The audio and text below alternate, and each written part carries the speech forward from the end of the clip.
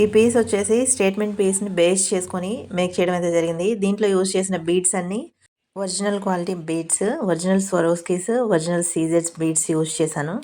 ఈ పిక్‌లో కనిపిస్తున్న బీడ్స్ వచ్చేసి తైవాన్ బీడ్స్. అవి కొంచెం ఎక్స్‌పెన్సివ్ ఉంటాయన్నమాట. అంటే మీకు థౌజండ్స్‌లో ఉంటుంది సెట్. అరౌండ్ 3, 5 అట్లుంటుందనమాట. అందుకని చెప్పేసి కొంచెం లో బడ్జెట్‌లో నేను ఇదైతే మేక్ చేయడం అయితే జరిగింది. స్టేట్మెంట్ పీస్ కావాలనుకునే వాళ్ళు మీరు ఇదైతే ట్రై చేయొచ్చు.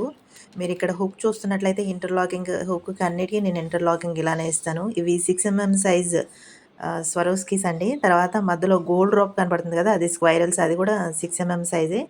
కింద ఇచ్చిన సీజెడ్స్ ఉన్నాయి కదా! లక్స్ గ్రీన్ కలర్‌లో గుత్తులు గుత్తులుగా, అవన్నీ చాలా టైమ్ టేకింగ్ అనమాట. నాకు 1 ½ డే పట్టింది ఇది మేక్ చేయడానికి.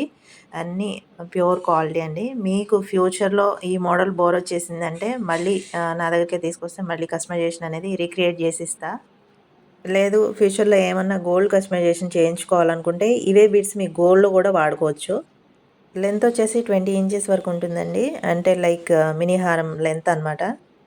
ఈ సెట్‌లో ఇంకా కలర్స్ కావాలంటే కలర్ కస్టమైజేషన్ కూడా ఉంటుంది. ప్రైస్ వచ్చేసి 1499 విత్ షిప్పింగ్ ఛార్జెస్‌తో కలిపి చెప్తున్నా. వితౌట్ షిప్పింగ్ ఛార్జెస్ వచ్చేసి 1399.